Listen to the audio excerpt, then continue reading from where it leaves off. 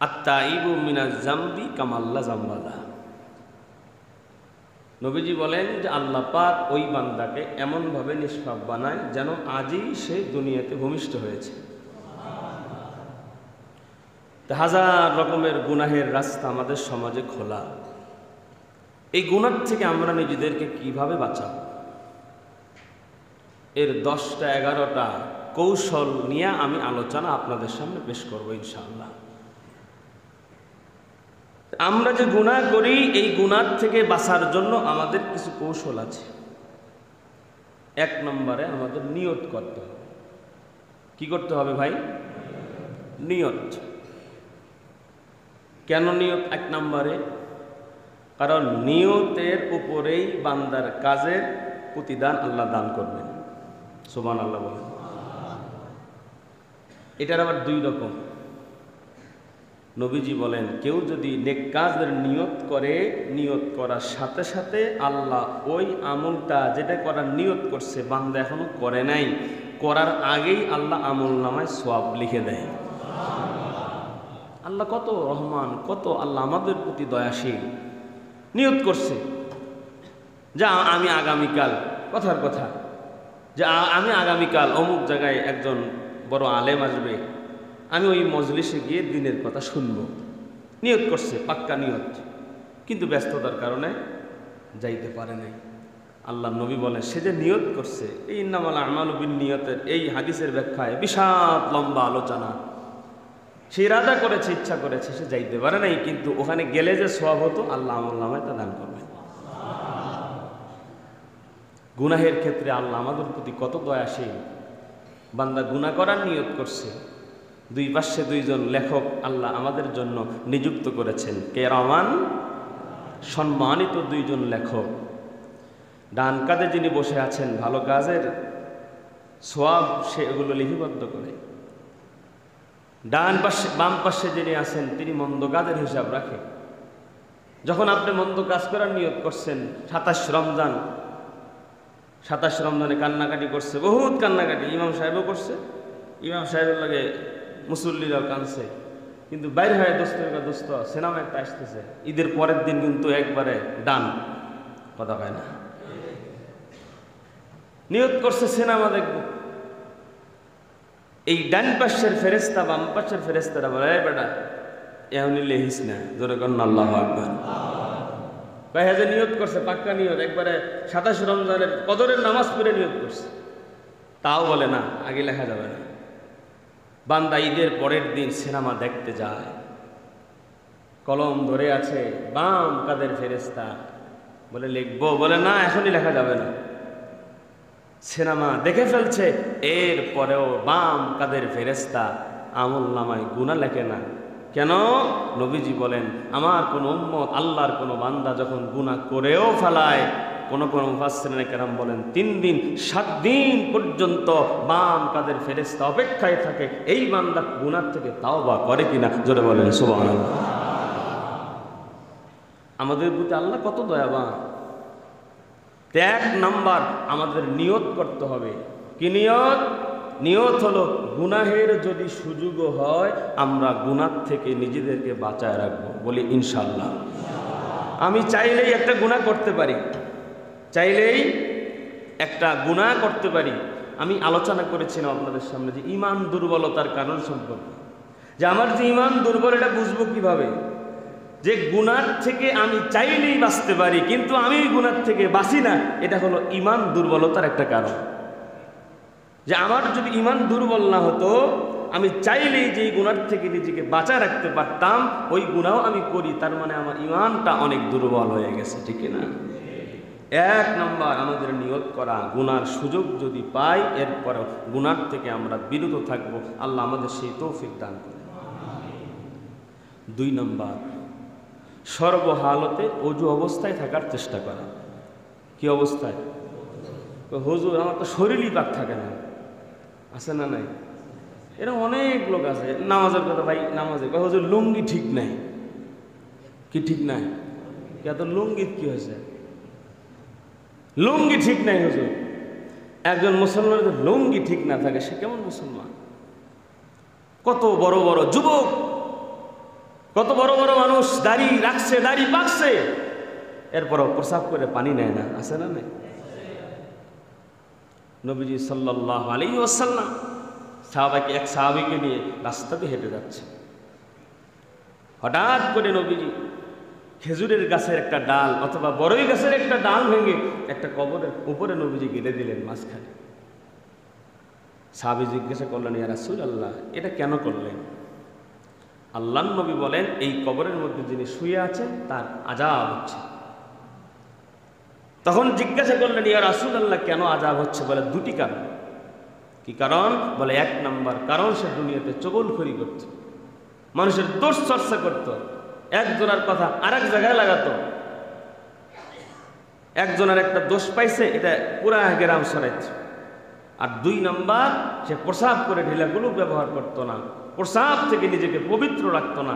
এই দুইটা কারণেই তার কবরের মধ্যে আযাব হচ্ছে। বলে, নাউযুবিল্লাহ। আমি সর্বহালতে ওযু অবস্থায় থাকবো, পাক অবস্থায় থাকবো, কারণ কখন আমার কাছে আজরাইল আসবে আমি এমন অবস্থায় যাতে আমার কাছে আজরাইল আসে যেই সময় আমি একটা নেকের হালতে ছিলাম। ওযুর হালতে থাকা মানে নেকের হালতে থাকা। আমার শরীর পাক আছে, পবিত্র আছে, আমার ওযু আছে। বান্দার ওযু যতক্ষণ থাকে, এই বান্দা ততক্ষণ আল্লাহর জিম্মাদারিতে থাকে। সুবহানাল্লাহ। এক হাদিসে আসছে, নবীজি বলেন, কোন আমার উম্মত যদি ওযু অবস্থায় মারা যায়, হতে পারে এই ওসিলায় আল্লাহ তাকে শাহাদাতের মর্যাদা দান করবেন। ঘর থেকে বের হয়েছেন, ওযু করে বের হন। কত মানুষ রোড অ্যাক্সিডেন্টে মারা যাচ্ছে। হতে পারে আপনিও রাস্তায় চলে গেলেন আর ফিরে আসলেন না, ওযু অবস্থায় গেলেন, হতে পারে আল্লাহ এই ওসিলায় আপনাকে মাফ করে জান্নাত দিতে পারে। তো দুই নাম্বার গুনাহ থেকে বাঁচার কৌশল হলো আমরা নিজেদেরকে সব সময় ওযু অবস্থায় রাখার চেষ্টা করব, বলি ইনশাআল্লাহ। তিন নাম্বার, অধিক পরিমাণে ইস্তেগফার করা। সময় পাইছেন? আস্তাগফিরুল্লাহ, সংক্ষেপ, এটা সব থেকে সংক্ষেপ। আস্তাগফিরুল্লাহ, আস্তাগফিরুল্লাহ করতে থাকে। দুনিয়ার মুসলমান ইমানদার আল্লাহর গোলাম, আল্লাহ পাক রব্বুল আলামিন বলেন, ফাকুলতু আস্তাগফিরু রাব্বাকুম ইন্নাহু কানা গফফারা। বান্দা যদি ইস্তেগফার করে, বান্দা যদি আমি আল্লাহর কাছে তাওবা করে, ওই বান্দা আমাকে সর্বহালতে ক্ষমাশীল অবস্থায় পেয়ে যাবে। আল্লাহ পাক রব্বুল আলামিন কুরআনুল কারীমের মধ্যে বলেন, ওয়া মা কানাল্লাহু মুআযযিবাহুম ওয়া মা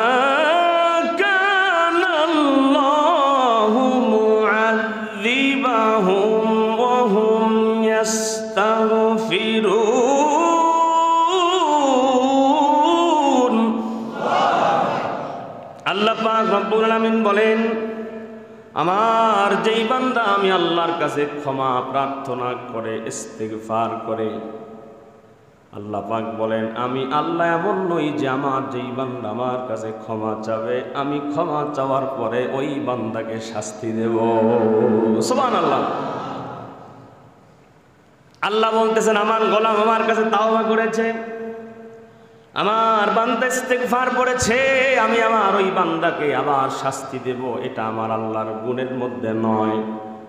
কারণ বান্দা যদি আমি আল্লাহর কাছে ক্ষমা চায়, আমি আল্লাহ তো ঘোষণা দিয়েছি, বান্দা ক্ষমা যখন চাবে, আমার গোলাম আমাকে ক্ষমাশীল অবস্থায় পেয়ে যাবে।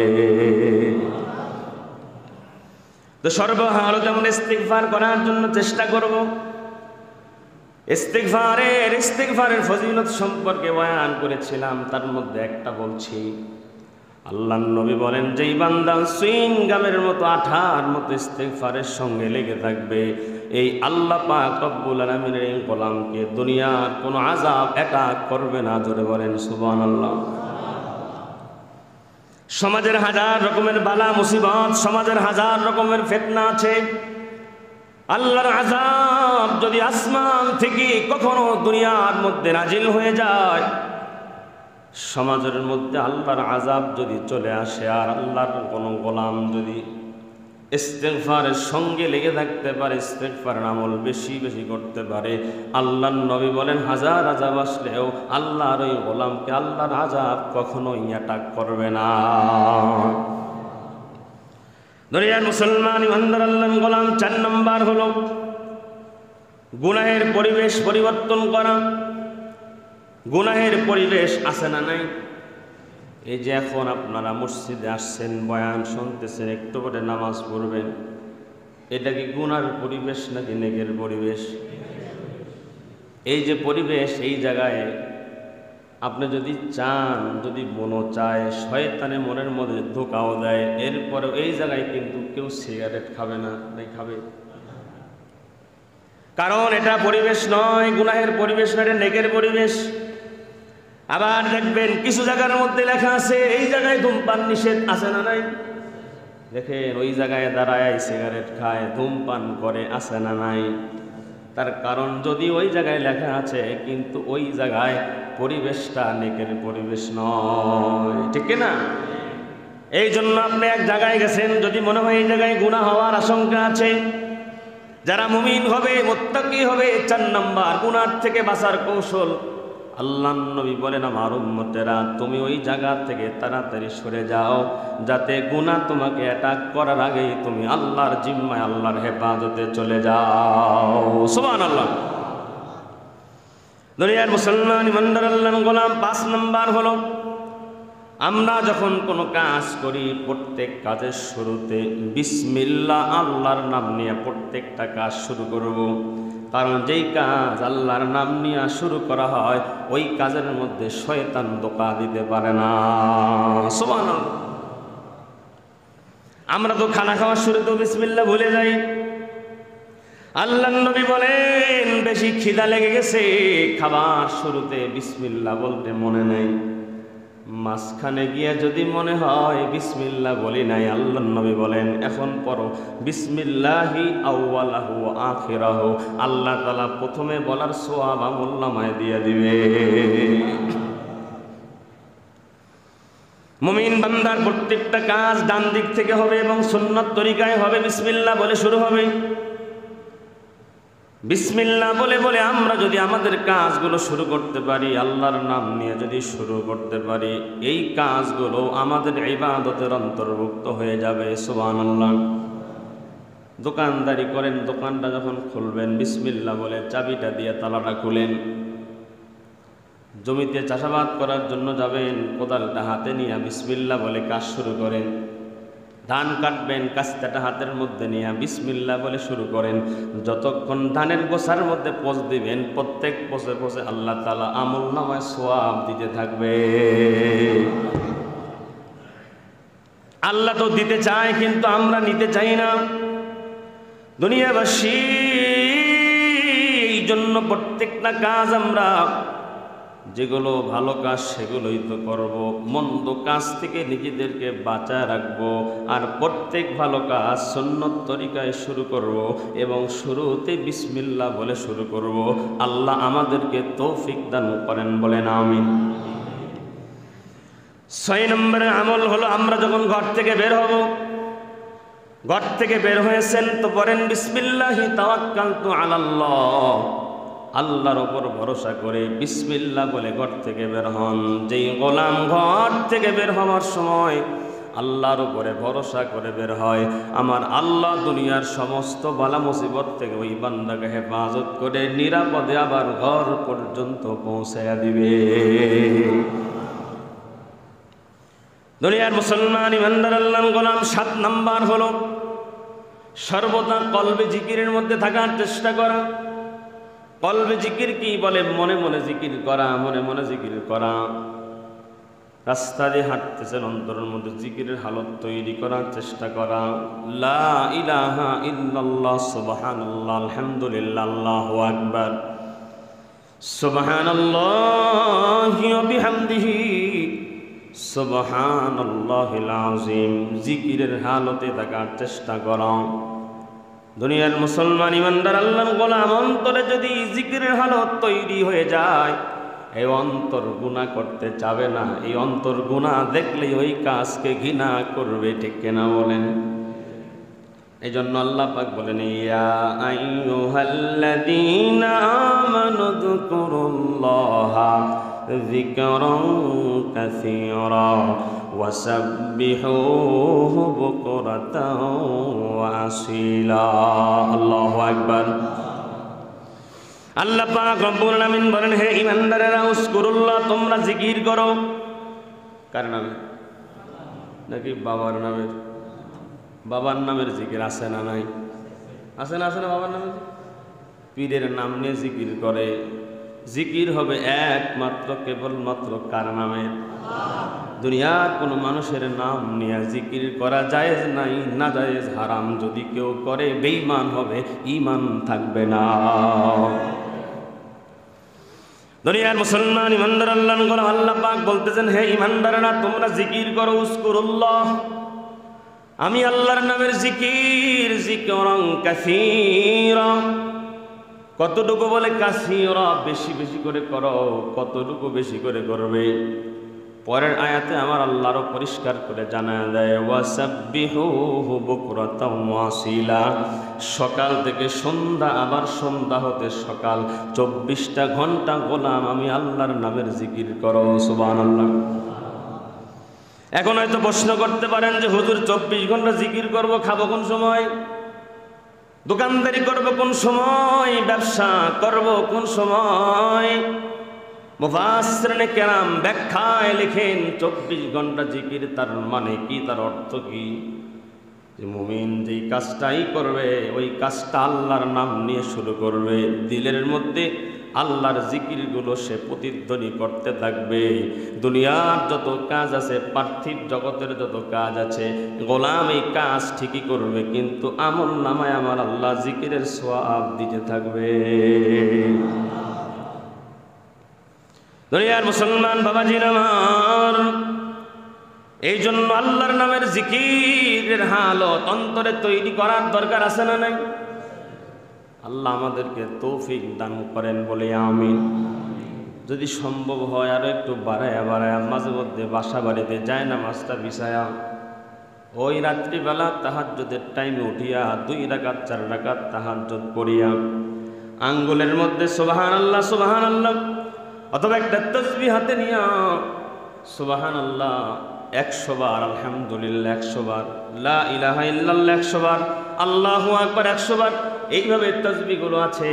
6 তাসবির আমলটা যদি করতে পারেন, প্রতিদিন যদি করেন, 40 দিন করলে কি হবে?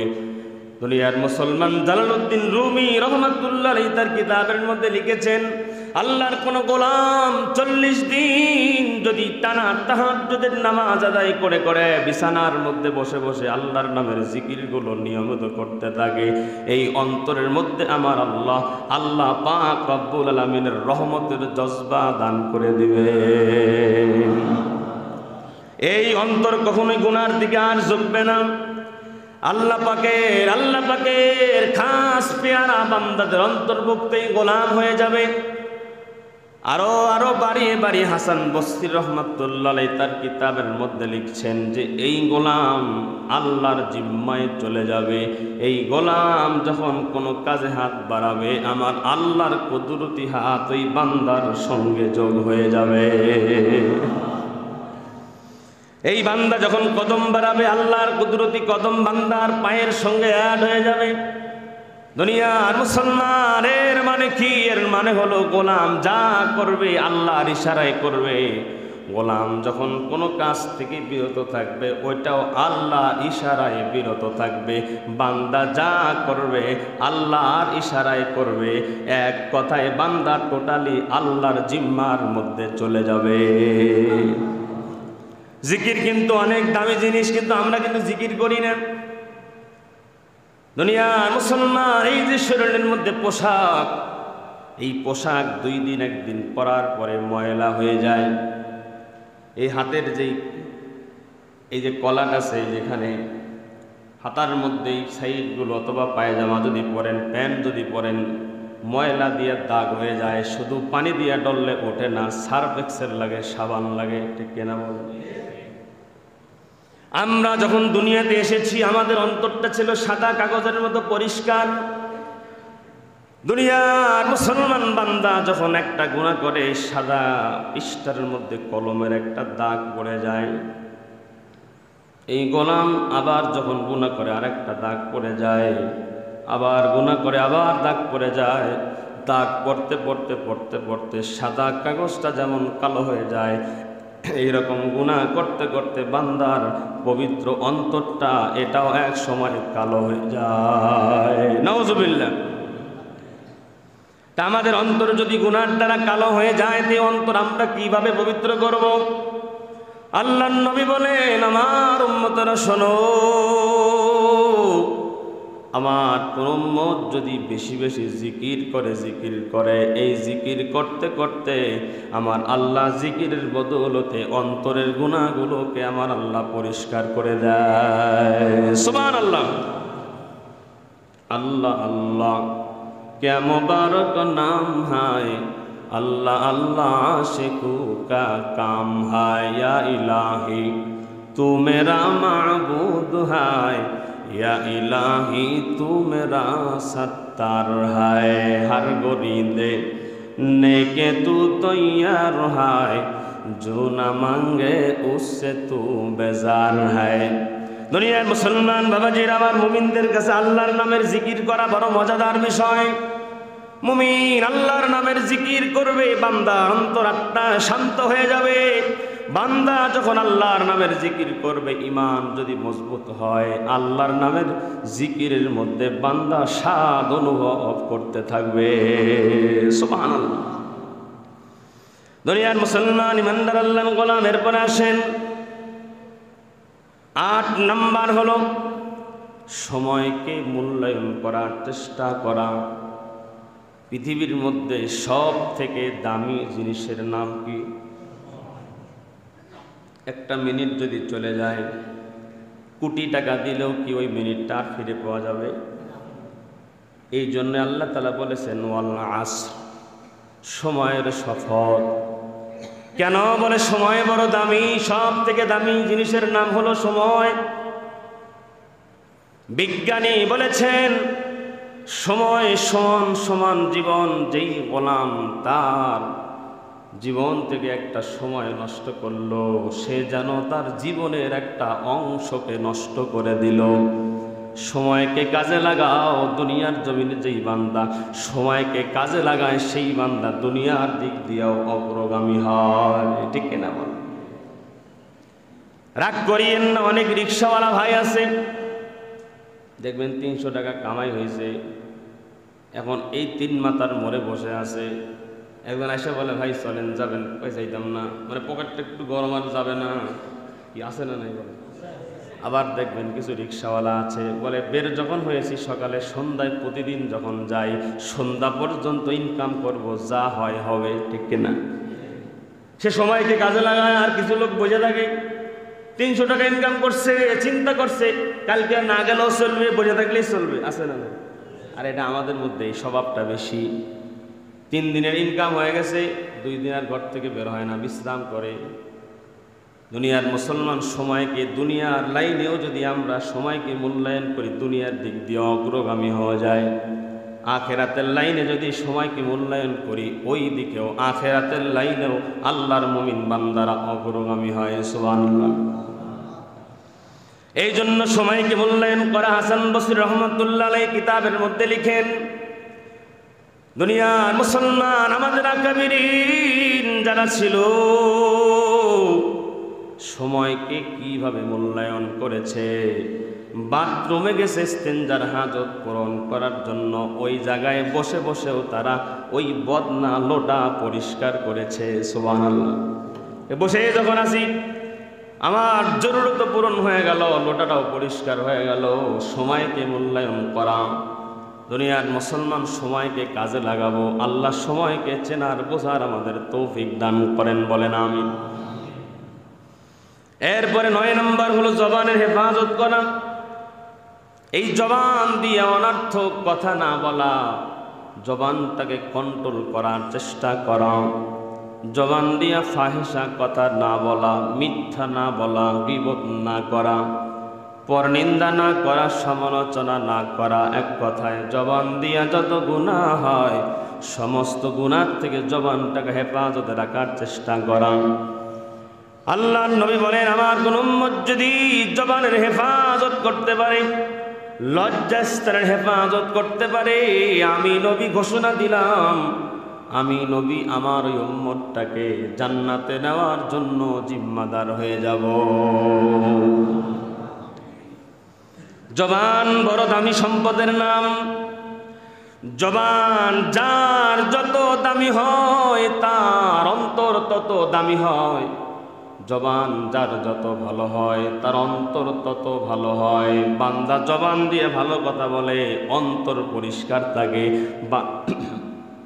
বান্দা জবান দিয়ে মিথ্যা কথা বলে, গীবত করে, এগুলো বলার দ্বারা আস্তে আস্তে বান্দার অন্তর গুনাহ দ্বারা অন্তর অপবিত্র হয়ে যায়।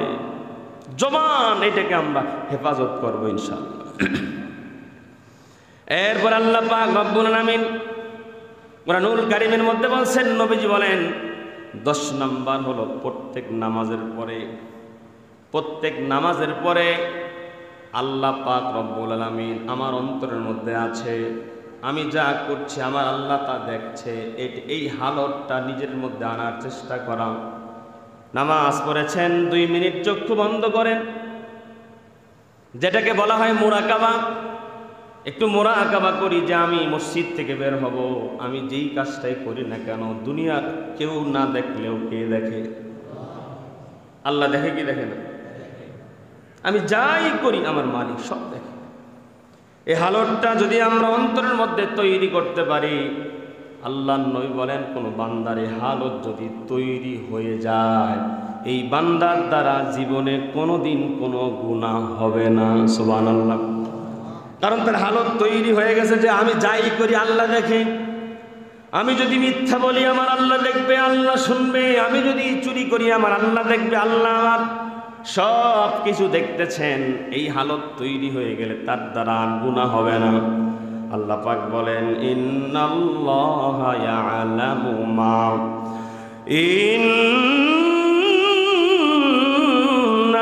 ইন্নাল্লাহা ইয়ালামু মা তাফআলুন।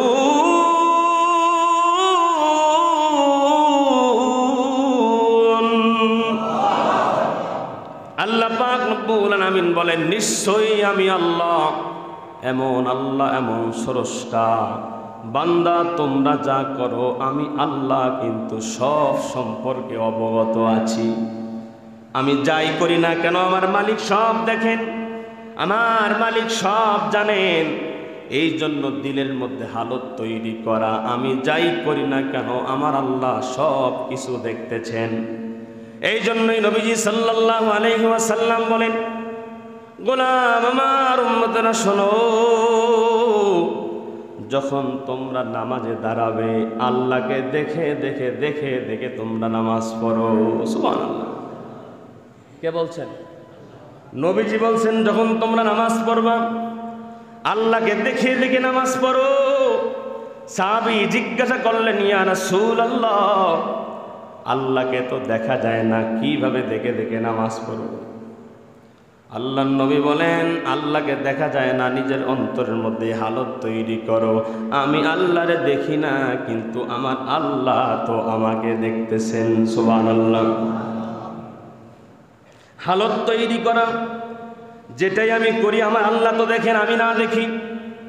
আমি এই জন্য মাঝে মধ্যে উদাহরণ দিয়েছিলাম, দুনিয়ার মুসলমান অন্ধ মানুষ কাঠগড়ায় দাঁড়ায় গেছে আসামি হইয়া, জজের সামনে আসামি অন্ধ, সে অনেক অনুনয়ের সাথে বিনয়ের সাথে দাঁড়ায় গেল। উকিল ডাকতে বলেন, এই মিয়া তুমি না অন্ধ, এত জীর্ণ শীর্ণ হইয়া দাঁড়ায় আছো কেন? এবার অন্ধ আসামি জবাব দেয়, উকিল সাহেব আমি অন্ধ, আমি জজ সাহেবের দেখি না, কিন্তু জজ সাহেব তো অন্ধ নয়, সে তো আমারে দেখে। আমার দাঁড়ানোটা তার কাছে যদি পছন্দ না হয় সে তো আমার শাস্তি বাড়ায় দিতে পারে, ঠিক না? সে যদি আমার চলনে বলনে আমার দাঁড়ানোটায় যদি সে কষ্ট পায় আমার শাস্তি ডাবল করে দিতে পারে। আমার চোখে সমস্যা, আমি অন্ধ, আমি দেখতে পারি না, কিন্তু জজ তো অন্ধ নয়, সে তো ঠিকই দেখে। তা আমরা যখন নামাজে দাঁড়া যাব, নবীজি বলছেন আল্লাহকে দেখে দেখে নামাজ পড়ো।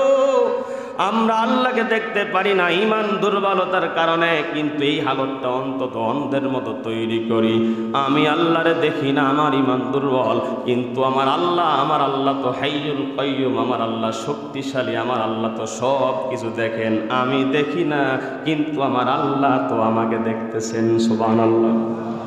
এই হালত নিয়ে যদি নামাজ পড়তে পারি, এই হালত নিয়ে যদি ইবাদত করতে পারি, আল্লাহ নবী বলেন তোমার সেজদা আল্লাহর দরবারে কবুল হয়ে যাবে।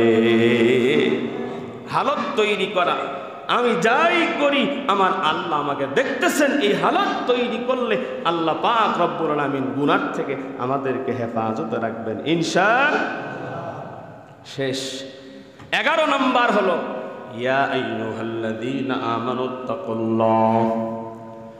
ইয়া আইয়ুহাল্লাযীনা আমানুত্তাকুল্লাহ ওয়া কুনু মা'আস সাদিকিন।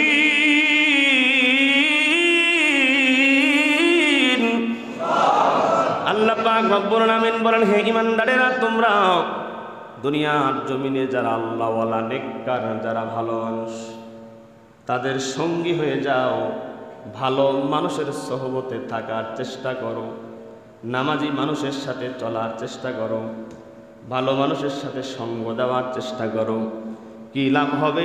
আল্লাহ পাক বলেন, ভালো মানুষের সঙ্গে চললে, ঈমানদারের সঙ্গে বন্ধুত্ব করলে, এক সময় আমি আল্লাহ তোমাকেও তাদের মতো ভালো বানায়া দিব। ভালো মানুষের সঙ্গে থাকা, ভালো মানুষকে বন্ধু হিসেবে নির্বাচন করা। আমরা তো বন্ধুত্ব করি যে কার সাথে চললে আমি 2টা টেহা খসায় খাইতে পারবো, কার সাথে বন্ধুত্ব করলে আমার ফায়দা হবে, দুনিয়াবি ফায়দা। আর আল্লাহ বলেন ওই লোকের সাথে বন্ধুত্ব করো যেই লোকের সাথে চললে তুমি আল্লাহর পরিচয় পাবে, যেই লোকের সাথে সম্পর্ক করলে তোমার মধ্যে আল্লাহর পরিচয় আসবে, ইসলামের মহব্বত আসবে, ইসলামের জ্ঞান সম্পর্কে জানতে পারবে। এরকম ভালো মানুষ, নেককার, সাদিকিন, সালিহিন, পরহেজগার, মুমিন, মুত্তাকি, এক কথায় আল্লাহওয়ালা যারা ওলি আল্লাহ, এদের সোহবতে থাকার চেষ্টা করা। কারণ ভালো সোহবতে থাকলে, ভালো পরিবেশে থাকলে মানুষ ভালো হওয়ার সম্ভাবনা বেশি, ঠিক না বলে?